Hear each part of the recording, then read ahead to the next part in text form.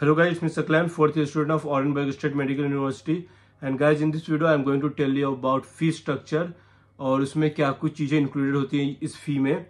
उन सारी चीज़ों के बारे में डिटेल में बात करेंगे, प्लस हॉस्टल्स के बारे में भी बताऊंगा कि कैसी यहाँ पे मेनली तो मेंटेनेंस नॉन मेंटेनेंस दो टाइप्स की रूम होती हैं और रूम्स की क्या कुछ बेनिफिट्स होती हैं उनके बारे में बात करेंगे। तो स्टार्ट करते हैं वीडियो।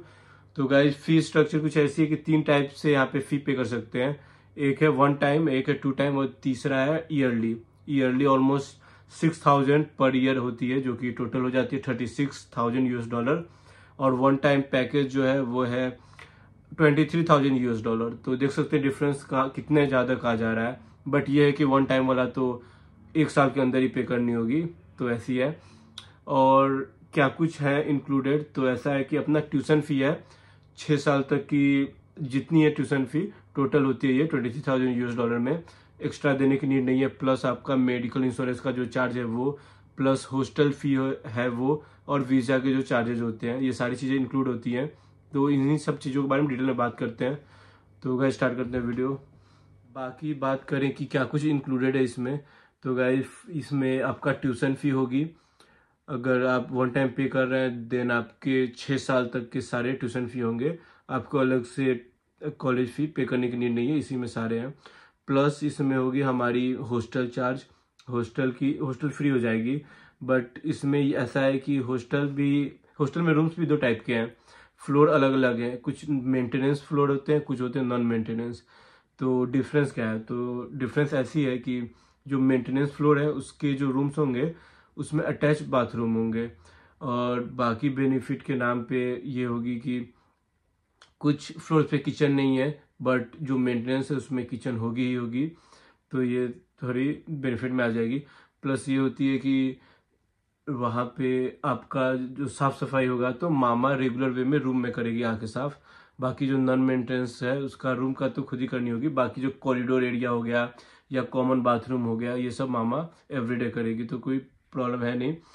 बट ऐसा है कि जो हॉस्टल रहने का मज़ा है वो नॉन मेंटेनेंस में ही आता है, क्योंकि प्रॉपर जो ये बाथरूम है, शावर एरिया है, सारी एरिया जो है वो जो बॉयज हॉस्टल देखते हुए है लाइफ टाइम, तो वैसा ही फील होगी। तो देख सकते हैं अपने अकॉर्डिंग, जिसमें बच्चे आकर देख सकते हैं, चाहे बाद में तो चेंज भी करा सकते हैं, तो ऐसा है। बाकी चार्जेस की बात करूँ तो नॉन मेंटेनेंस तो बता ही दिया मैं, फ्री है। और मेंटेनेंस जो है वो पर पर्सन 3,000 आती है यहाँ पे रूबल में। 3,000 एक रूम में मोस्टली 4 ही स्टूडेंट होते हैं, बट अगर कम चाहे तो वो भी ऑप्शन है, कुछ कम रहना चाहते हैं तो ऐसा है कि एक रूम 12,000 रूबल में डिवाइड होगी। तो जितने स्टूडेंट हैं तो उसमें 4 स्टूडेंट हैं तो मोस्टली 4 होते हैं, तो 3,000 पर स्टूडेंट ऐसा आता है। तो ये डिफरेंस हो गई मेंटेनेंस नॉन मेंटेनेंस रूम्स की। तो college fee plus hostel fee plus आपका मेडिकल इंश्योरेंस, वीज़ा एक्सटेंशन का जो भी चार्जेज होंगे वो सारी चीज़ इंक्लूडेड होती हैं। और मेडिकल इंश्योरेंस के बारे में अगर ज़्यादा बताना चाहूँ तो ऐसा है कि एग्जांपल है मेरा ही, एक बार मैं बीमार हो गया था एक बार, तो 1 वीक से ज़्यादा हो गया, तबीयत सही नहीं हो रहा था। तो वैसे तो डॉक्टर भी आते हैं, एक प्रॉपर डॉक्टर होते हैं, सरगेई नाम है सर का, वो क्लासेज भी लेते हैं इंटरनल डिजीज़ की हमारी। तो ऐसा है कि अगर कुछ प्रॉब्लम हो गया तो डॉक्टर के पास जा सकते हैं, फ्री में ही वो जो भी अपना देखना होगा फ्री में ही देखेंगे। बाकी जो मेडिसिन लेने हैं उसके वो खुद से लेनी होती है, उसके चार्जेस लगते हैं। बाकी जो चेकअप है वो सारे फ्री में होंगे। अगर सीवियर कंडीशन होगी, जैसा बता रहा था मैं कि 1 वीक तक तबीयत सही नहीं हो रही थी मेरी, तो उस केस में एम्बुलेंस की भी नीड होती है। तो एम्बुलेंस आया था मेरे को लेने, फिर हॉस्पिटल जाकर बहुत सारा स्कैन, MRI स्कैन, क्या क्या बहुत सारा चीज़ें हुई, बट कोई भी चार्जेस नहीं लगा, क्योंकि वो सारी अंडर मेडिकल इंश्योरेंस के अंदर आती है। तो ये सब कुछ बेनिफिट है यहाँ पे, तो ऐसा है। तो ये सब कुछ चीज़ें हैं। फीस स्ट्रक्चर कुछ ऐसी है, देख सकते हैं बच्चे जैसे उन्हें बेस्ट लगे वैसे ले सकते हैं। मेरा जैसा बता ही चुका हूँ कि वन टाइम ही था, तो ऐसा कुछ है। बाकी एक और कॉमन क्वेश्चन वो भी सोचा इसी वीडियो में कवर कर देने की, कि पैसे कैसे आते हैं यहाँ पे, कैसे रूबल चलते हैं, क्या कुछ रेट है। तो वह जैसा है कि जैसा इंडियन रुपी है उतना ही ऑलमोस्ट रूबल्स ही हैं।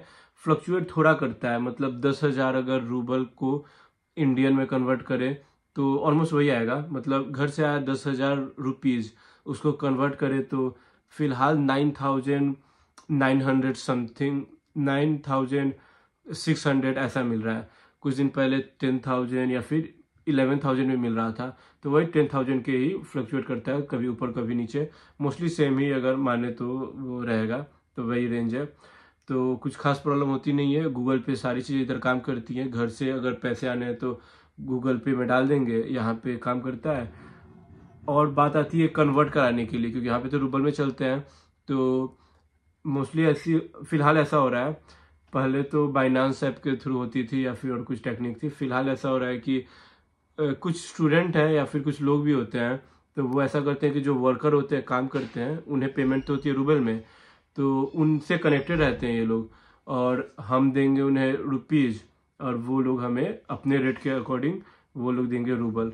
तो वैसे ऐसे बहुत लोग हैं और बहुत स्टूडेंट भी हैं ऐसे काम करते हैं। बड़ा सा ग्रुप होती है रूबल एक्सचेंज वाली, तो अपन भेज देते हैं कि इतने कन्वर्ट कराने हैं, क्या रेट मिलेगी। अगर दोनों साइड से सही हो गया देन कन्वर्ट हो जाता है ईजिली, तो कोई बड़ी चीज़ नहीं है। तो ये सब गाइस कुछ चीज़ें थी जिसमें थी फीस स्ट्रक्चर और हॉस्टल की कुछ बातें। होप कि ये वीडियो काफ़ी हेल्पफुल रही होगी स्टूडेंट्स के लिए जो प्लान कर रहे होंगे इधर आने का, या फिर जो गार्जियन जिन्हें नॉलेज चाहिए होगी क्या कुछ होता है यहाँ पे। तो गाइस मिलते हैं अगली वीडियो में। Do like, subscribe and share. Bye guys.